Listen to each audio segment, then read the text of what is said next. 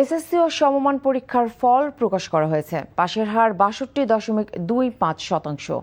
সকাল 10টায় একযোগে দেশের সব শিক্ষা বোর্ডের ফল প্রকাশ করা হয়। শিক্ষা মন্ত্রণালয়ের সম্মেলন কক্ষে এই ফল প্রকাশ করেন শিক্ষামন্ত্রী ডক্টর আ.ন.ম এহসানুল হক মিলন। এ সময় সাধারণ মাদ্রাসা ও কারিগরি শিক্ষা বোর্ডের চেয়ারম্যানরা শিক্ষামন্ত্রীর কাছে পরীক্ষার ফল হস্তান্তর করেন। এবছর জিপিএ 5 পেয়েছে ১,১৬,৬৭৬ জন শিক্ষার্থী। তাছাড়া 9টি সাধারণ শিক্ষা বোর্ডের গড় পাশের হার ৬৪.০৫%, যা গত বছর ছিল ৬৮.০৪%। অর্থাৎ পাশের হার ৩.৯৯% কমেছে। মাদ্রাসা বোর্ডে পাশের হার ৫৫.৪৯% এবং কারিগরি বোর্ডে পাশের হার ৫৮.২০%। ৩১২টি শিক্ষা প্রতিষ্ঠানে এবছর কেউ পাশ করেনি। পুনঃপরীক্ষণ করা হবে এবং কোথাও যদি কোন ভুল ত্রুটি হয়ে থাকে সেগুলি পুনরায় ব্যবস্থা নেওয়া হবে। এখন আমি আমাদের এই রেজাল্টের শুভ উদ্বোধন ঘোষণা করছি। জুলাই আন্দোলনকারীদের উপর হামলার সংবাদ প্রচার করা টেলিভিশন বন্ধের জন্য সাবেক তথ্য ও সম্প্রচার প্রতিমন্ত্রী মোহাম্মদ আলী আরাফাতকে নির্দেশ দিয়েছিলেন ওবায়দুল কাদের। সকালে ট্রাইব্যুনালে জমা দেওয়া নতুন কল রেকর্ডে এই তথ্য উঠে এসেছে। জুলাই আন্দোলন দমাতে মানবতা বিরোধী অপরাধ মামলায় আওয়ামী লীগের সাধারণ সম্পাদক ওবায়দুল কাদের সহ 7 শীর্ষ নেতার বিরুদ্ধে যুক্তিতর্ক শুনানির চতুর্থ দিনে এই কল রেকর্ড দাখিল করে প্রসিকিউশন। রাষ্ট্রপক্ষ জানায়, দাখিল করা কল রেকর্ডটি আওয়ামী লীগের সাধারণ সম্পাদক ওবায়দুল কাদের ও সাবেক তথ্য প্রতিমন্ত্রী আরাফাতের কথোপকথন। আন্তর্জাতিক অপরাধ ট্রাইব্যুনাল 2 প্রমাণ হিসেবে ওই কল রেকর্ড উপস্থাপন করা হয়। অডিওতে শোনা যায়, তৎকালীন মন্ত্রী ওবায়দুল কাদের জুলাই গণ অভ্যুত্থানের সময় আন্দোলনকারীদের ওপর হামলার সংবাদ সম্প্রচার করা টেলিভিশন বন্ধ করতে তৎকালীন তথ্য প্রতিমন্ত্রী আরাফাতকে নির্দেশ দিচ্ছেন। এই যে যারা কথা শুনে না, টিভি চ্যানেলের বিরুদ্ধে কঠোর ব্যবস্থা নেওয়া হবে। ওই যে অফ করে দিছি গতকাল 2-1 থেকে, আজকেও বলে রাখছি যেগুলো শুনবে না অফ করে দিতে সাথে সাথে। আজকে যেন কোনো সংঘাতের খবর না দেয়। আজকে ওদেরকে বলছি যে আজকে যদি কোনো ক্লাসের মারামারি ভিডিও ফুটেজ বা ছবি দেখায়, ওদেরকে এনিমি অফ দ্য স্টেট হিসেবে ডিক্লেয়ার করা হবে এবং সারা জীবনের জন্য বন্ধ করে দেবো। আমি থ্রেট করে রাখছি আজকে। আর ওই যে বঙ্গবন্ধু স্যাটেলাইট গুলোকে বসায় রাখছি যে আপনি কনস্ট্যান্টলি দেখবেন যে টিভি ক্লাসের ছবি দেখাবে সাথে সাথে অফ করে দেবেন। আমার কোনো পারমিশনের জন্য মেসেজ পাঠাবেন না। আপনাকে ঢালাও পারমিশন দিয়ে রাখলাম। আর উইদাউট মাই পারমিশনটা অন করবেন না। এই ব্যবস্থা নিয়ে রাখছি কাদের ভাই আজকে। রাষ্ট্রপতি নির্বাচনে এলজেপি চেয়ারম্যান অলি আহমেদের পক্ষে মনোনয়নপত্র সংগ্রহ করেছে 11 দলীয় ঐক্য। সকালে জামাতে ইসলামীর সহকারী সেক্রেটারি জেনারেল হামিদুর রহমান আজাদের নেতৃত্বে 11 দলীয় ঐক্যের প্রতিনিধি দল ইসিতে যায়। পরে নির্বাচনী কর্মকর্তার দপ্তর থেকে মনোনয়নপত্র নেয় তারা। গতকাল রাষ্ট্রপতি পদে নির্বাচনের জন্য অলি আহমেদের নাম ঘোষণা করে 11 দলীয় ঐক্য। তফসিল অনুসারে মনোনয়নপত্র সংগ্রহ করা শুরু করেছে বিভিন্ন রাজনৈতিক দল। প্রায় 2 দশকের মধ্যে সবচেয়ে খারাপ ফলাফল হলো এসএসসি ও সমমান পরীক্ষার। পাশের হারের সঙ্গে কমেছে জিপিএ 5ও। এবারে গড় পাশের হার ৬২.25%, যা গতবারের চেয়ে 6% কম। সবচেয়ে 2007 সালে এর থেকে খারাপ ফলাফল হয়েছিল। সেবার পাশের হার ছিল 57.37। ফল বিপর্যয় হয়েছে মাদ্রাসা ও কারিগরি বোর্ডেও। সাধারণ শিক্ষা বোর্ডের তুলনায় এই 2 বিশেষায়িত বোর্ডে পাশের হার কম। শিক্ষামন্ত্রী অবশ্য ফলাফলকে সুন্দর বলে দাবি করেছেন। নজরানা চৌধুরী রিপোর্ট। 2026 সালের এসএসসি ও সমমানের পরীক্ষায় মোট 18,29,485 জন পরীক্ষার্থী অংশ নেয়, যার মধ্যে পাশ করেছে 11,38,877 জন। পাশের হার 62.25%। গত বছর যা ছিল 68.45%। জিপিএ 5 পেয়েছে মোট 1,16,676 জন। গত বছর এই সংখ্যা ছিল 1,39,032।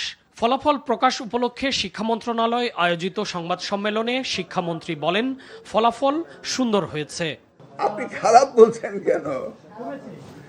না, খারাপ বলছেন কেন? এটা সুন্দর রেজাল্ট হয়েছে। পরীক্ষার রেজাল্ট হলো এখন জানলাম, এখন আর 5 মাসের মধ্যে ফলাফল কিভাবে উন্নত হলো না হলো সেটা তো আপনি অনেকদিন ধরে সাংবাদিকতা করতেন। আপনি আমাকে মিটিংয়ের পরে হেল্প করবেন এবং পয়েন্টগুলো দিবেন, ইনশাল্লাহ আমরা সেগুলি নিয়ে দেখব। এবারের এসএসসি পরীক্ষায় উত্তীর্ণ হতে ব্যর্থ হয়েছে 6,90,000-এরও বেশি পরীক্ষার্থী।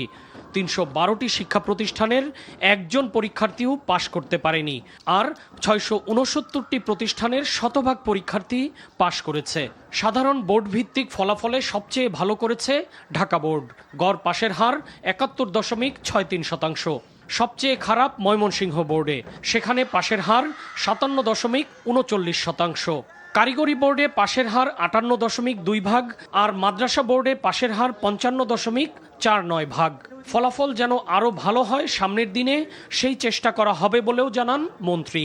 আমরা যখন 2001 সালে দায়িত্ব পেয়েছিলাম, রেজাল্ট ড্রপ টু 28%। আবার যখন আমরা 2006 সালে দায়িত্ব ছেড়ে চলে গিয়েছিলাম, রেজাল্ট রেইজ আপ টু 77%।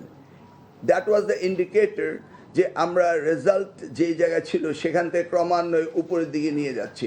ইনশাল্লাহ আপনার এই প্রশ্নের উত্তর আগামী এমন দিনে যদি বেঁচে থাকি সুন্দরভাবে দিতে পারবো। ফ্যাসিবাদের সময় পুরো রাষ্ট্র কাঠামো ভেঙে গিয়েছিল। সবচাইতে বেশি ধ্বংসপ্রাপ্ত যে খাত সেটা শিক্ষা ব্যবস্থা। আমরা তো সেখান থেকে সম্পূর্ণভাবে পরিবর্তন, সংযোজন, বিয়োজন এবং সংস্কার করছি আমাদের একাডেমিক কারিকুলামে। তারপর আমাদের আগামী শিক্ষাবর্ষে হয়তো সব পরিবর্তন একবারে করা সম্ভব হবে না। একাদশ শ্রেণীতে ভর্তির জন্য দেশে মোট 25 লাখ আসন রয়েছে এবং সেপ্টেম্বরের 15 তারিখের মধ্যে ভর্তি কার্যক্রম শেষ হবে বলেও জানানো হয় সংবাদ সম্মেলনে। নজরানা চৌধুরী, এনটিভি নিউজ, ঢাকা। বিগত 17 বছর ফ্যাসিবাদী শাসন দেশকে ঋণ ও আমদানি নির্ভর করেছিল মন্তব্য করে প্রধানমন্ত্রী তারেক রহমান বলেছেন, এই রাষ্ট্র এখন পুনর্গঠনের পালা। তিনি বলেন, সরকারের সহায়তার নেটওয়ার্ক ধীরে ধীরে বিস্তৃত হচ্ছে। টেকসই উন্নয়ন লক্ষ্যমাত্রা এসডিজি অর্জনে 5 বছর মেয়াদী কৌশলগত কাঠামো নির্ধারণ বিষয়ক জাতীয় সম্মেলনের উদ্বোধনী অনুষ্ঠানে তিনি এসব কথা বলেন। হাসান মাহমুদের রিপোর্ট। রূপরেখা। গ্রামীণ জনপদে দারিদ্র্য বিমোচন, স্বাস্থ্যসম্মত শিক্ষা ও স্বাস্থ্যসেবা নিশ্চিতকরণ, নারীর ক্ষমতায়ন, জলবায়ু পরিবর্তন মোকাবেলা এবং স্থানীয় পর্যায়ে টেকসই উন্নয়ন লক্ষ্যমাত্রা এসডিজি অর্জনের লক্ষ্যে কাজ করছে সরকার। শিক্ষা, স্বাস্থ্য ও নারী ক্ষমতা। রাজধানীর চীন মৈত্রী সম্মেলন কেন্দ্রে 5 বছর মেয়াদী কৌশলগত কাঠামো নির্ধারণে জাতীয় সম্মেলনে প্রাথমিকভাবে দিনাজপুরের বোচাগঞ্জের নাফানগর, খুলনার দাকোপের পানখালী এবং রাঙ্গামাটির কাপ্তাই উপজেলার মিতিঙ্গাছড়ি গ্রাম 3টিকে মডেল হিসেবে নির্বাচন করা হয়েছে, যার উদ্বোধন করেন প্রধানমন্ত্রী তারেক রহমান। 3 গ্রাম থেকে অনুষ্ঠানে ভার্চুয়ালি যুক্ত হন প্রতিনিধিরা। মিতিঙ্গাছড়ি প্রাথমিক বিদ্যালয় নেই বলে চলে। আমরা শিক্ষা নিয়ে দক্ষ হয়ে দেশ উন্নতির কাজ করতে চাই। আমরা দেখাতে চাই যে একটি গ্রামই কিভাবে সবকটি টেকসই উন্নয়ন লক্ষ্যমাত্রা অর্জনের একটি কার্যকর একক হতে পারে। সরকারের সাথে ব্যক্তি খাত, সরকারের সাথে এনজিও, সবাই আমরা পার্টনারশিপের মাধ্যমে এটাকে বাস্তবায়ন করতে যাচ্ছি। প্রধানমন্ত্রী বলেন, এসডিজির সফল বাস্তবায়ন ও তৃণমূল পর্যায়ে এর সুফল পৌঁছে দিতে যৌথ প্রচেষ্টা এবং গণতান্ত্রিক সুশাসন জরুরি। তিনি বলেন, ধীরে ধীরে তার সরকারের সহযোগিতা বিস্তৃত হচ্ছে। বর্তমান সরকার পুনরুদ্ধার, পুনর্বাসন, পুনর্গঠন বা রিকভারি, রিহ্যাবিলিটেশন এবং রিকনস্ট্রাকশন, এই 3R কৌশল গ্রহণ করেছে। কোনো একক মন্ত্রণালয় বা বিভাগের মাধ্যমে এসডিজি বাস্তবায়ন সম্ভব নয়। এর সফল বাস্তবায়নের জন্য প্রয়োজন প্রতিটি নাগরিকের সম্মিলিত সহযোগিতা। প্রধানমন্ত্রী বলেন, বিগত ফ্যাসিবাদ দেশের সব কাঠামোকে ধ্বংস করে দিয়ে গেছে। দীর্ঘ 1.5 দশকের বেশি সময় ধরে ফ্যাসিবাদী শোষণ শাসন বাংলাদেশকে একটি ঋণ নির্ভর এবং আমদানি নির্ভর ভঙ্গুর রাষ্ট্রে পরিণত করেছিল। ভঙ্গুর এই রাষ্ট্রটি এবার পুনর্গঠনের পালা। পরে মনোজ্ঞ সাংস্কৃতিক অনুষ্ঠান উপভোগ করেন প্রধানমন্ত্রী সহ অতিথিরা। Hasan Mahmud, NTV news, Dhaka. কোনো ফ্যাসিবাদকে আর প্রশ্রয় দেওয়া হবে না, প্রয়োজনে 24-এর মতো আবারও রাস্তায় নামবে জনগণ, এমন হুঁশিয়ারি দিয়েছেন জামায়াতের আমির ও বিরোধী দলীয় নেতা ডক্টর শফিকুর রহমান। সোমবার গাইবান্ধায় এক সমাবেশে তিনি আরও বলেন, জামায়াত নেতাকর্মী সহ সব হত্যার বিচার করতে হবে, না হলে মানুষ আইন হাতে তুলে নেওয়ার পরিস্থিতি হতে পারে। গাইবান্ধা থেকে কৃষ্ণ চাকির পাঠানো রিপোর্ট। দলের 2 কর্মী হত্যার প্রতিবাদে গাইবান্ধায় জেলা জামায়াত আয়োজিত সমাবেশে যোগ দেন আমির doctor Shafiqur Rahman.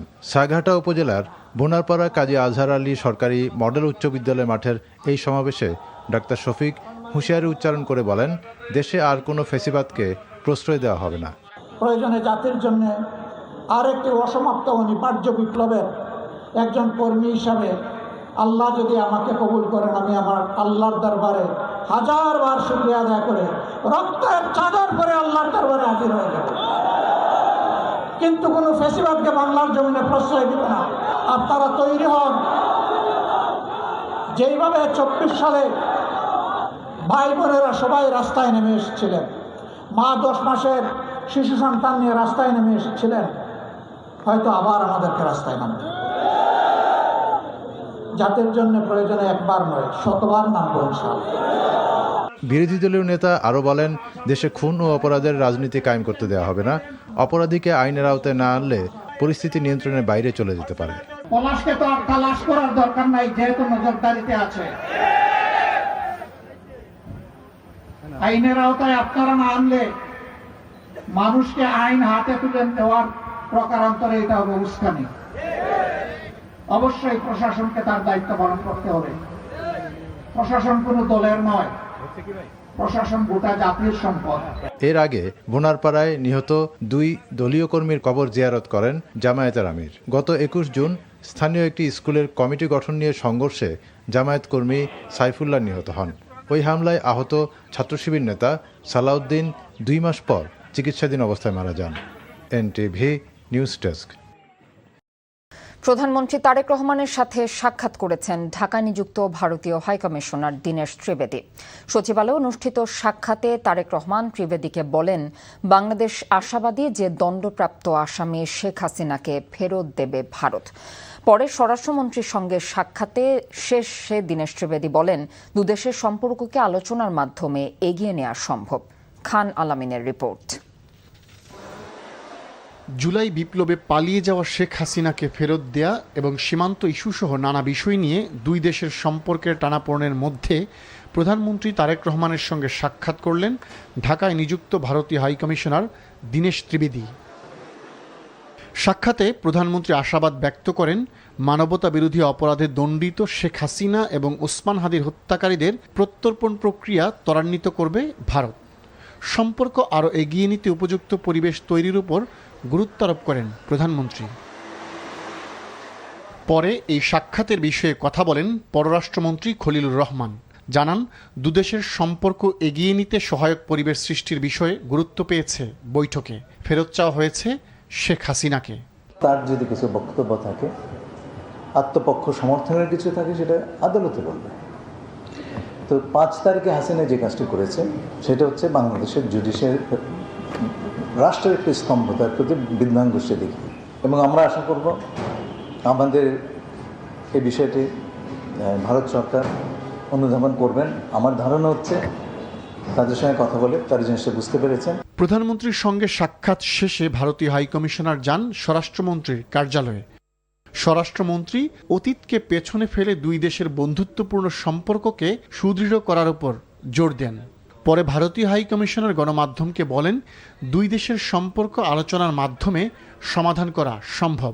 People of India, Prime Minister of India is looking forward, and we are positive that দুটো লিডার সাথে বসলে আলোচনা হলে ডেমোক্রেসিতে ইস্যুস থাকবে। ইস্যু না থাকলে ওইটা ডেমোক্রেসি নাই। ঠিক আছে, আমাদের ইস্যু হবে, বাংলাদেশের ইস্যু হবে, কিন্তু মানুষের ইস্যু একটাই, যে ভালো সম্পর্ক।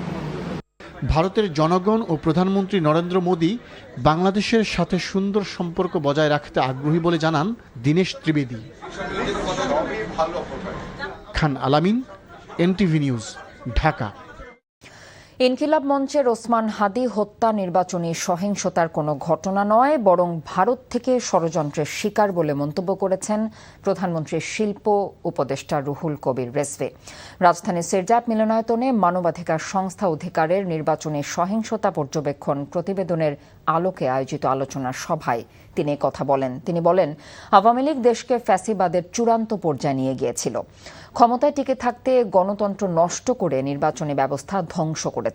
রাজনৈতিক দলগুলোর মানসিকতা পরিবর্তন না হলে শুধু আইন করে গণতন্ত্র প্রতিষ্ঠা সম্ভব নয় বলেও জানিয়েছেন তিনি। নিজেদের নিরাপত্তার জন্য হলেও চিকেন নেকে বাংলাদেশের সামরিক শক্তি বাড়ানোর তাগিদ দিয়েছেন বিশিষ্টজনরা। এছাড়াও বঙ্গোপসাগরকে বহিঃশত্রুর কবল থেকে নিরাপদ রাখতে শক্তিশালী নৌবাহিনীর বিকল্প নেই বলেও অভিমত বক্তাদের। আধিপত্যবাদ বিরোধী নাগরিক সমাজে আলোচনা সভায় এসব কথা উঠে আসে। জোবায়ের প্রধানের রিপোর্ট। আধিপত্যবাদের বিরুদ্ধে জাতীয়, বৈশ্বিক ও আঞ্চলিক ভূ রাজনৈতিক প্রেক্ষিতে বাংলাদেশ রাষ্ট্রের সার্বভৌমত্ব কৌশল শীর্ষক এই আলোচনা সভায় বক্তারা বলেন, সামরিক শ্রেষ্ঠত্ব ছাড়া সার্বভৌমত্ব রক্ষা করা যায় না। তাই নৌসীমা ও সাগরের সম্পদ রক্ষায় শক্তিশালী পদক্ষেপের পরামর্শ তাদের। বাংলাদেশের এই দুটো ভৌগোলিক সুবিধা আছে অন্তত, একটা হচ্ছে আমাদের বঙ্গোপসাগর, আরেকটা হচ্ছে আমাদের চিকেন স্ন্যাক উত্তরবঙ্গের সাথে। আমাদের চিকেন স্নেকে আমাদের সামরিক সক্ষমতা বৃদ্ধি করতে হবে।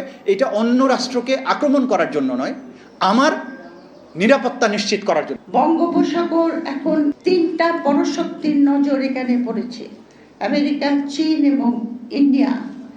এই বঙ্গোপসাগরকে আপনার কে প্রোটেক্ট করবে? আমাদের নেভির কি ক্ষমতা আছে? আমাদের নিজেদের শক্তি বাড়ানোর দরকার। জুলাইকে ধারণ করার ক্ষেত্রে সরকারের হীনমন্যতা রয়েছে অভিযোগ করে বক্তারা বলেন, সরকার পরিবর্তনের চেয়ে রাজনৈতিক সংস্কৃতির পরিবর্তন জরুরি। আধিপত্যবাদের যে হেজিমনি সেটা চলমান আছে। আমাদের পরাধীনতা কিভাবে এসেছিল এটা বোঝা যেমন জরুরি, আজকে কারা কারা ইতিহাসের সেই দায় এখন পর্যন্ত কন্টিনিউ করছেন, হেজিমনি কন্টিনিউ করছেন, শুধুমাত্র নাম বদলে, ফিগার বদলে, প্রতিষ্ঠান ভিন্ন নামে, কিন্তু আমাদের লড়াই কিন্তু একই লড়াই। আধিপত্য বিরোধী চিন্তা ভাবনা করতে হলে নিজের সক্ষমতাগুলো কোথায় কোথায় বাড়ানো যায় এটা খুব গভীরভাবে চিন্তা করা উচিত। Food security, fertiliser security, tech security, energy security, এই প্রত্যেকটা জিনিস আমাদের নতুন করে ভাবা উচিত। জুলাই গণঅভ্যুত্থান জাদুঘর থেকে ফেলানি সহ সীমান্ত হত্যার প্রতীকী চিহ্ন সরিয়ে ফেলার নিন্দা জানান বক্তারা। জুবায়ের প্রধান, এনটিভি নিউজ, ঢাকা।